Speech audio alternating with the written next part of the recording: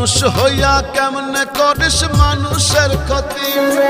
সাফায়াত করবে না রে বিশ্ব নবী মানুষ হইয়া কেমনে করিস মানুষের ক্ষতি সাফায়াত করবে না রে বিশ্ব নবী